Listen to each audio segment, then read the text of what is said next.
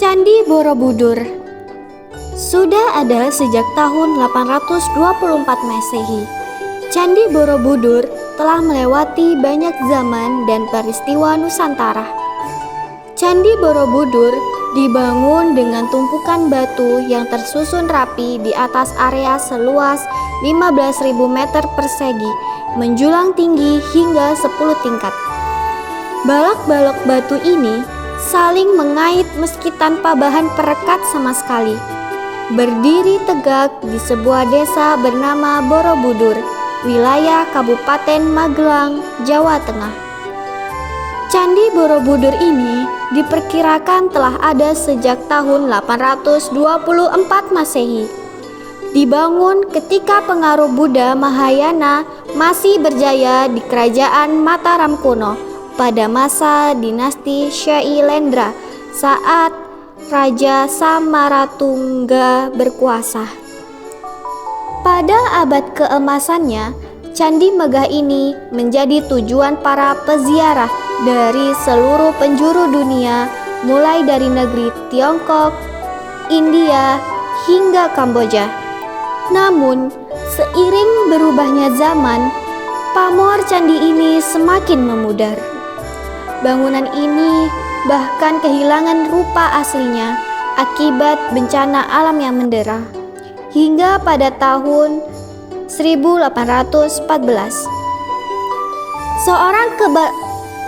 seorang berkebangsaan Inggris bernama Sir Thomas Stamford Raffles yang menjadi gubernur Hindia Belanda mendapat kabar mengenai penemuan sebuah monumen besar di sebuah hutan di bagian tengah Pulau Jawa.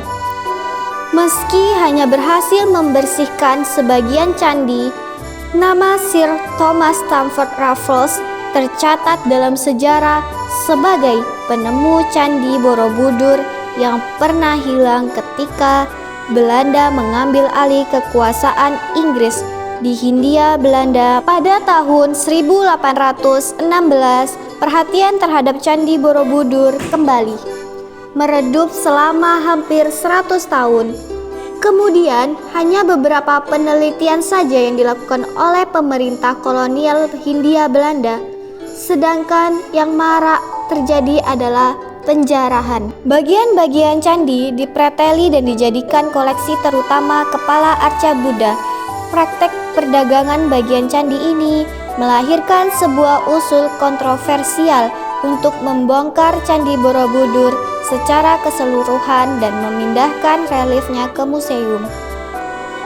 Namun, seorang arkeolog asal Belanda, Groeneveld, menantang usulan itu. Ia berusaha mempertahankan agar bangunan ini tetap utuh meski praktek pencurian masih terus terjadi. Hingga suatu ketika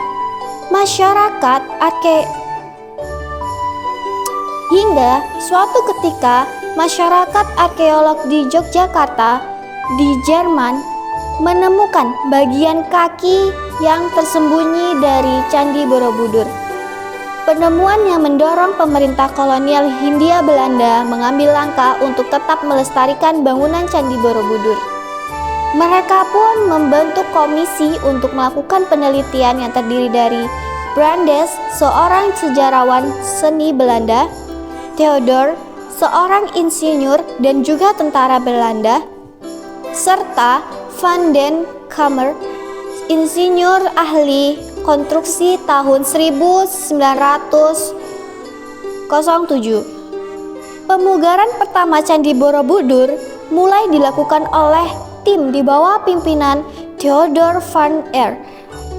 7 tahun bulan pertama, pemugaran mereka habiskan untuk menggali tanah demi menemukan kepala arca dan panel batu yang masih hilang, hingga membongkar 3 teras melingkar dan stupa utama Candi Borobudur.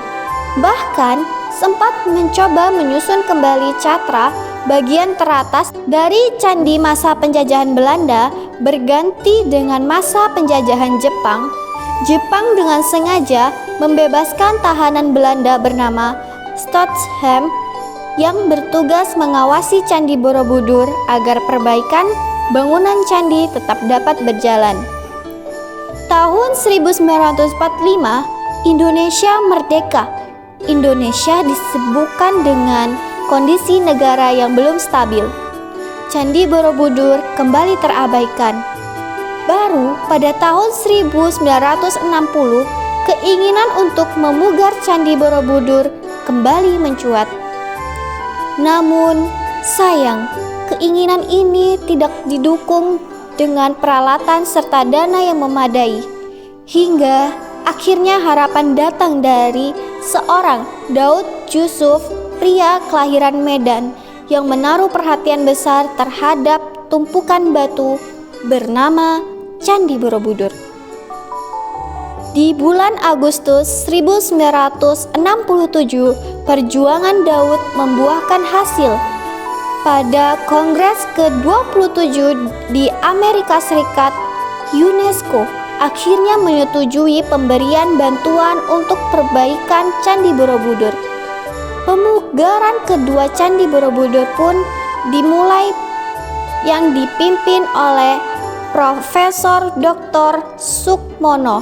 Ini menitik beratkan pada pembuatan aliran air dan perbaikan struktur bangunan yang miring. Restorasi Candi Borobudur ini menjadi proyek pemugaran situs arkeologi di Indonesia yang pertama kali menggunakan teknologi modern pemberian dari UNESCO.